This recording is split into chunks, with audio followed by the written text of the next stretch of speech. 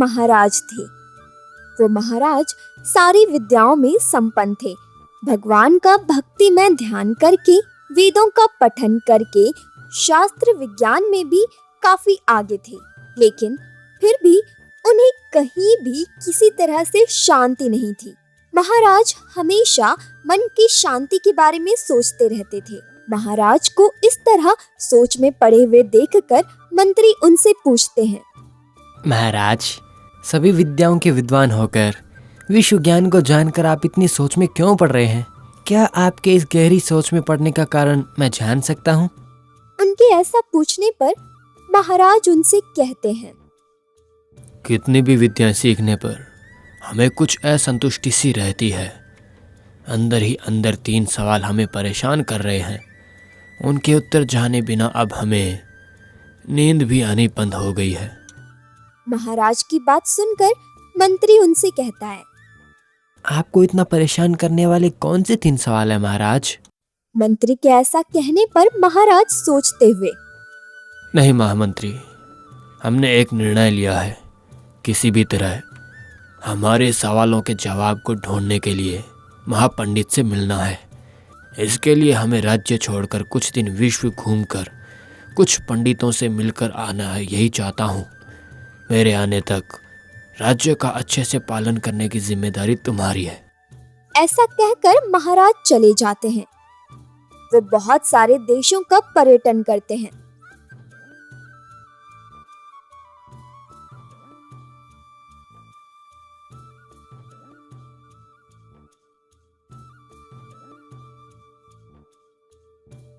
कुछ दिनों बाद वो लौटकर वापस राज्य आते हैं, लेकिन वो तब भी उतने ही सोच में दिखते हैं।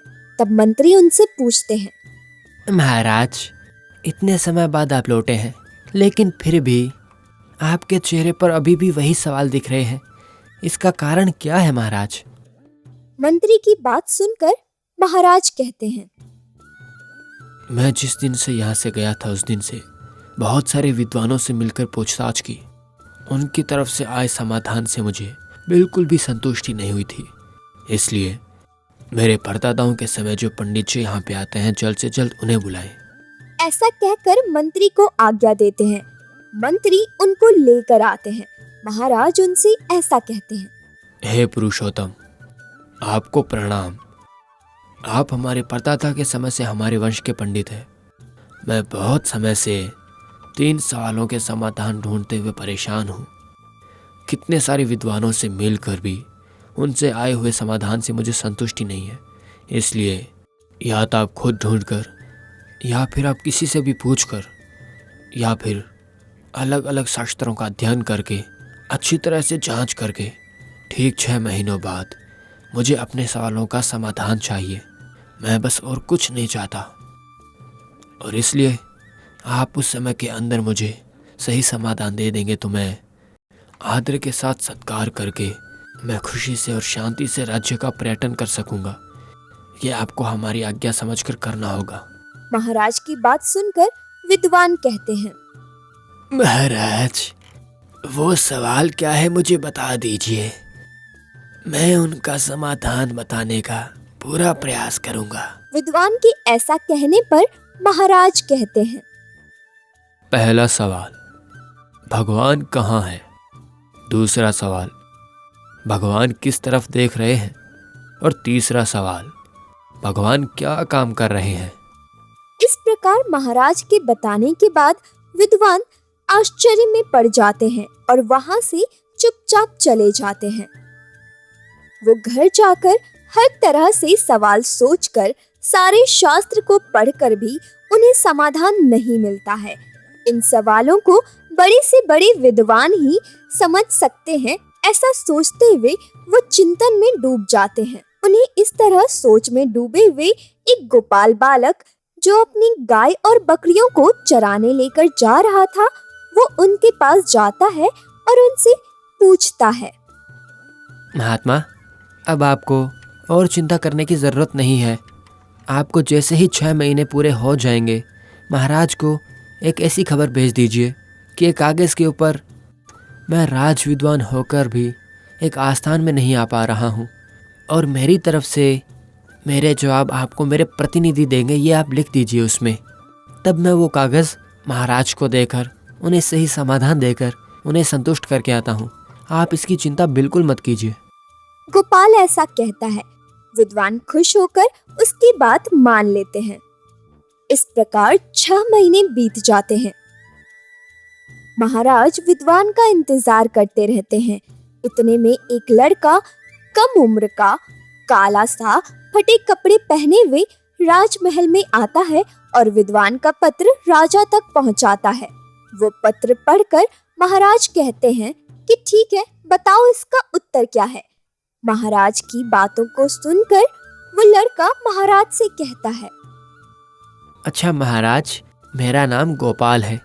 इस जंगल के एक संप्रदाय में रहता हूँ। एक गुरु शिष्य की परंपरा में शिक्षा देने वाला गुरु है और शिक्षा लेने वाला शिष्य है।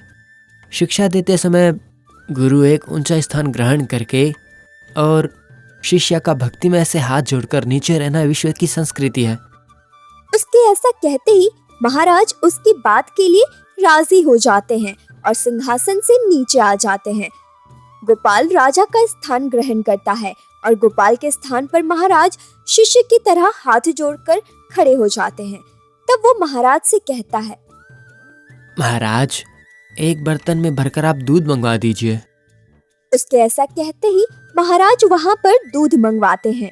वो दूध को देखकर महाराज से ऐसा कहता है, महाराज, इस दूध में मक्खन कहाँ पे है, बता सकते हैं क्या? उसके ऐसा कहने पर दूध में मक्खन पूरी तरह से फैला हुआ है, महाराज उत्तर देते हैं। तब गोपाल उनसे कहता है, जैसे दूध में मक्खन फैला हुआ है वैसे ही भगवान भी इस जगत में हर जगह पे है। ऐसा कोई स्थान नहीं है जहाँ भगवान नहीं है। गोपाल के ऐसा कहने पर महाराज ऐसा कहते हैं, गुरुदेव, बहुत ही अच्छा समाधान दिया है, आपका बहुत बहुत धन्यवाद। अब मेरा दूसरा सवाल, भगवान किस तरफ देख रहे हैं? इस सवाल पर गोपाल ऐसा कहता है, महाराज, आप जल्दी से एक जलती हुई प्रतिमा को मंगवाइए, मैं आपके सवाल का जवाब दे दूंगा। उसके ऐसा कहने पर महाराज तुरंत ही एक प्रतिमा को मंगवाते हैं। उस प्रतिमा को देखकर गोपाल महाराज से ऐसा कहता है, महाराज, इस प्रतिमा के अंदर का प्रकाश किस तरफ देख रहा है, बताइए तो। ऐसा कहते ही गुरुदेव, प्रतिमा के अंदर का प्रकाश सभी दिशाओं में ही देख रहा है। महाराज ऐसा कहते हैं।